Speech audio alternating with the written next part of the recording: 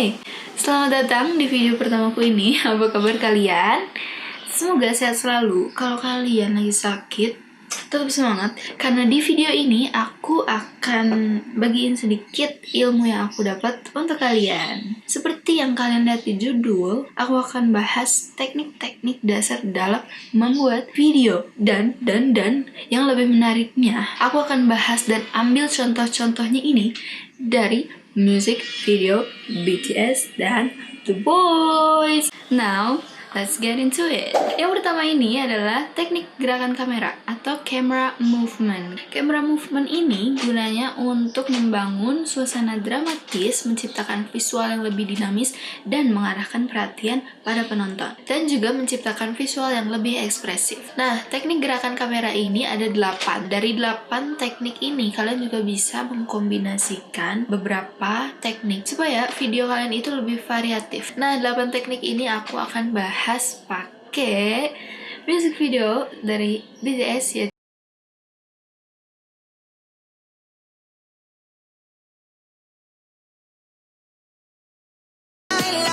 Oke, sambil kita bahas teknik gerakan kamera yang pertama atau yang mudah dan yang paling dasar itu adalah zoom. Zoom atau zooming ini merupakan gerakan paling dasar. Caranya itu mendekati dan menjauhi objek secara optik. Jadi zoom itu ada dua, ada zoom in dan ada zoom out. Kalau zoom in itu mendekat, kalau zoom out itu ngejauh. Contohnya di musik video ini awalnya ukurannya seginian ya. Tapi editor atau kameramennya itu dia ngezoom dari sini. Nah, jadi ngedeket kan. Dan ada juga di menit 2:26. Nah, ini namanya zoom out. Jadi dari dekat terus ngejauh. Itu namanya zoom out. Zooming ini biasanya dilakukan dengan posisi kamera yang tetap diam atau misalnya dikombinasikan. Jadi ada beberapa kamera di sekitar si objek. Misalnya di kamera 1 ini ukurannya segini, tapi nanti di kamera kedua itu bakalan zoom kayak gitu. Yang kedua, ini adalah dolly atau track. Nah, dolly ini gambar yang diambil dengan cara mendekati atau menjauhi subjek dengan menggerakkan kamera di atas tripod atau dolly atau track. Jadi bedanya sama tadi zoom, kalau kamera zoom itu dia bakalan cuma diem, tapi nanti dia ngezooming sendiri dari HP-nya atau dari lensanya, atau bisa cut to cut waktu editing. Nah, kalau misalnya dolly, kalian tuh bakalan ada track kayak bentuknya kayak rel kereta gitu, atau kalian juga bisa pakai tripod itu dibawa sama kalian sendiri, jadi bakalan kayak gini. Contohnya di music video ini kalian bisa menemukan dolly in kayak gini. Nah, gitu ya. Itu namanya dolly in karena dia ngedeket ke objek. Ada lagi teman-teman di sini nih. Nah, ini juga dolly in. Kalau misalnya dolly out, tinggal dibalik aja, jadi dia ngejauhin dari objek. Oke, yang ketiga ini adalah pan atau panning. Panning ini gerakan kamera yang menoleh ke kanan ataupun ke kiri. Langsung aja ke contohnya. Nah, jadi kalau misalnya kalian dari sini set ke situ, itu namanya panning. Ada juga kalian bisa lihat contoh panning kayak gini. Tuh, noleh ke kanan, abis itu dia toleh lagi ke kiri, abis ini dia ke kanan lagi. Kayak gitu. Itu namanya pan atau panning. Yang keempat, ini ada teknik yang namanya tilt atau tilting. Tilting itu merupakan gerakan kamera yang mendongak dari bawah ke atas atau dari atas ke bawah. Nah, kalau ke atas namanya tilt up, tapi kalau ke bawah namanya tilt down. Langsung ke contohnya.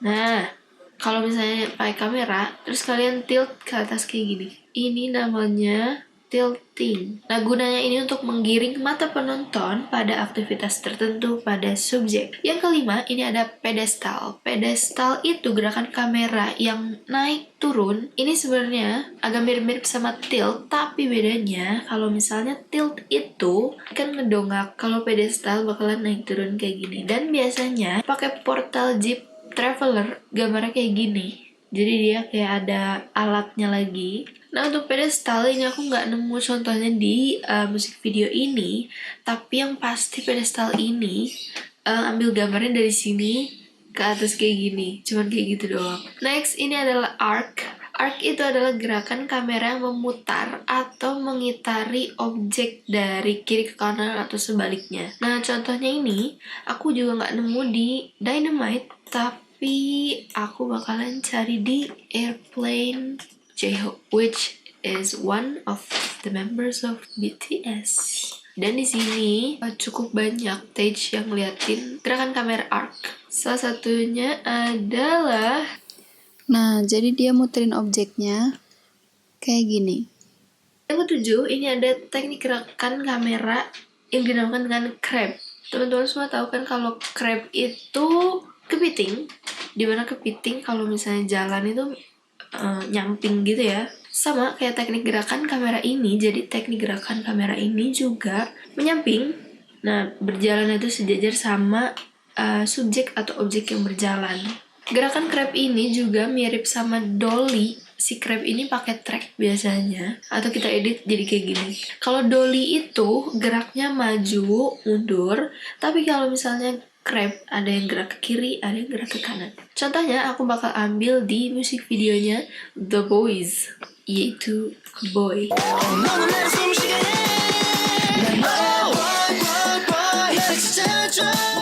Jadi dia ambil dari kiri, terus crab right ke kanan.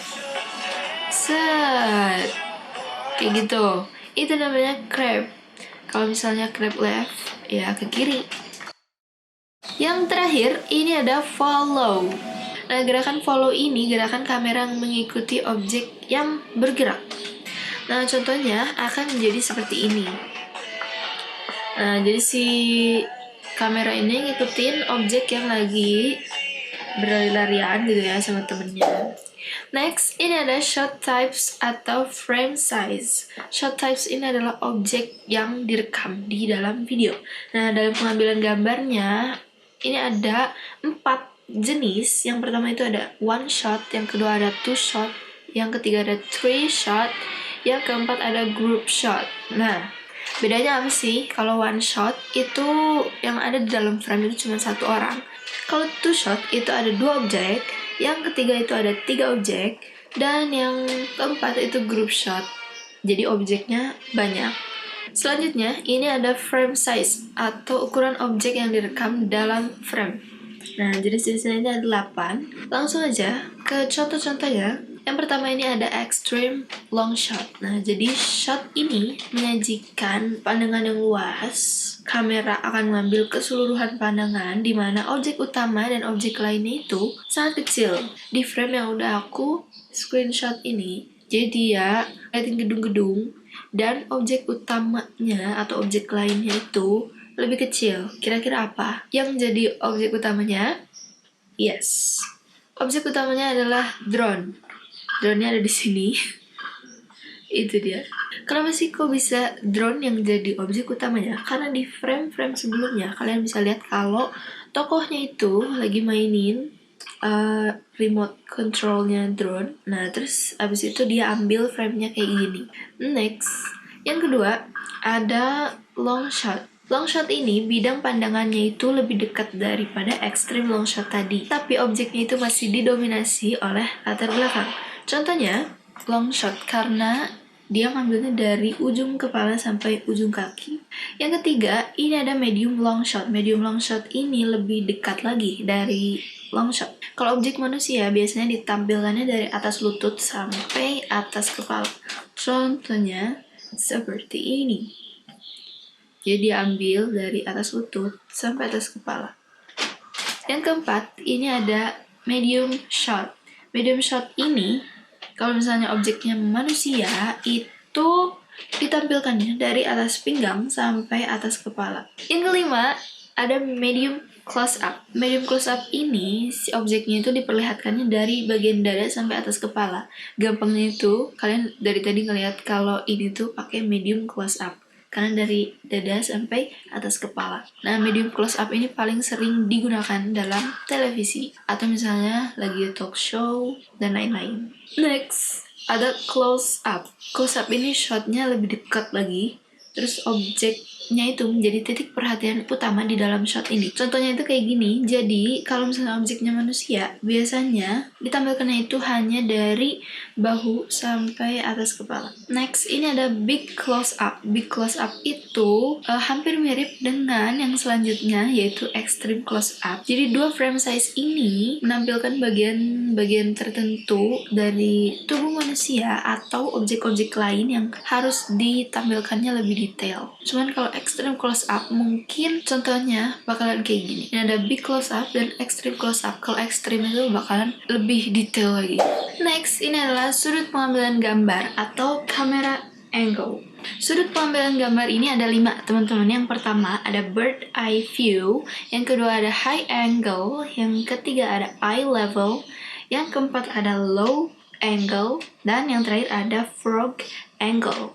Di sudut pengambilan gambar ini aku akan ambil contohnya dari BTS lagi. Yang pertama ini ada bird eye view. Ini dia contohnya aku dapat 2. Sesuai dengan namanya, ini adalah bird eye. Jadi ini adalah pandangan dari matanya burung, dimana kalau burung tuh kan terbang gitu kan di atas. Nah, teknik ini juga memperlihatkan lingkungan yang begitu luas dan benda-benda lain yang ada di sekitar objek utamanya. Yang kedua, ini adalah high angle. High angle ini, sudut pengambilan gambarnya itu lebih rendah daripada bird eye view.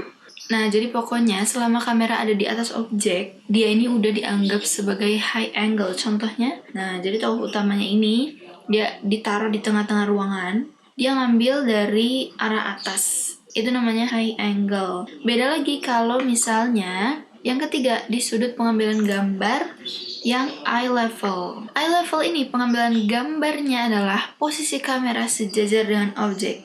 Contoh paling gampangnya ini, kalian dari tadi aku pakai eye level. Jadi aku seakan-akan lagi ngobrol dengan kalian.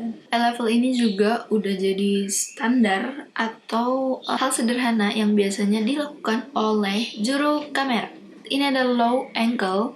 Nah, low angle ini pengambilan gambarnya itu seperti namanya. Jadi ini agak rendah dan contohnya ada di screenshot ini.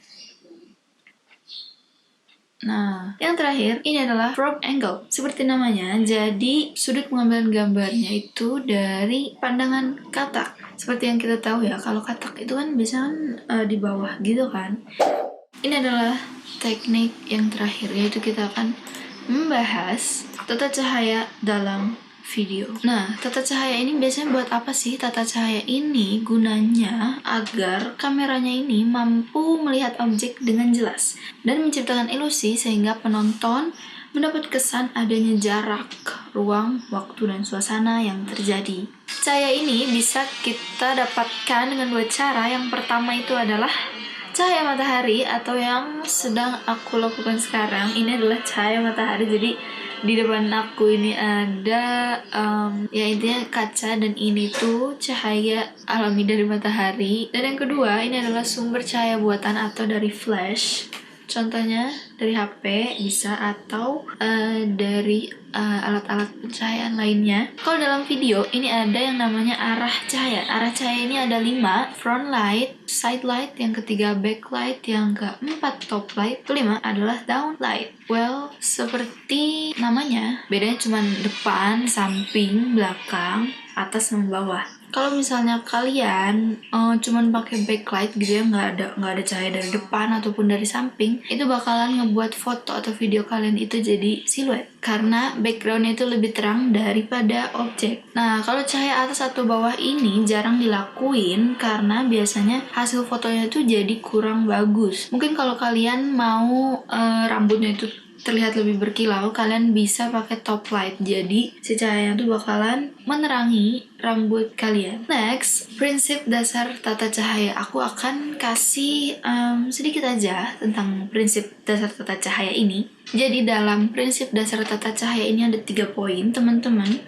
3 poin ini ada key light, fill light, dan backlight. Yang pertama ini ada key light, cahaya utama yang diarahkan pada objek. Nah, cahaya ini biasanya itu cahaya yang paling dominan dan lebih terang daripada fill light yang akan kita bahas setelah ini. Key light ini ditempatkannya pada sudut 45 derajat. Nah, contohnya itu key light pada 45 derajat. Jadi kalau misalnya cahaya depan tuh kayak gini ya, depan-depanan.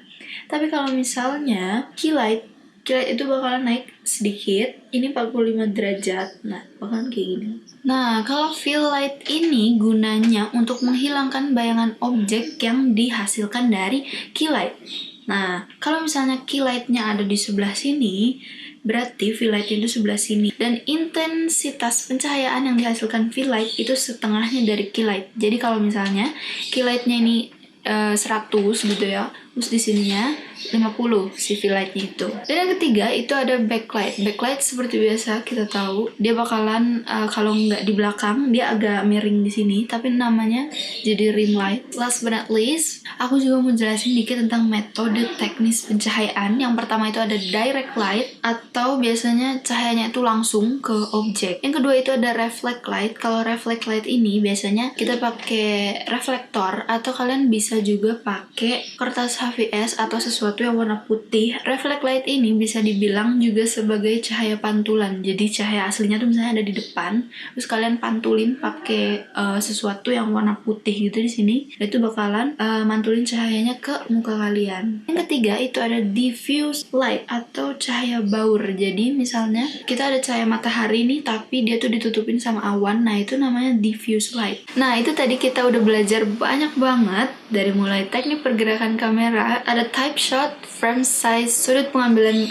gambar, sampai tata cahaya dalam video. Kalau kalian punya pertanyaan, saran, ataupun pengalaman yang bisa kalian bagikan, kalian bisa ketik di kolom komentar di bawah. Kalau kalian suka dengan video ini, kalian juga bisa like videonya. Terima kasih banyak. Semoga video ini bisa bermanfaat dan bisa menambah wawasan kalian. Stay safe, jaga kesehatan. Sampai jumpa di video lainnya. Have a nice day.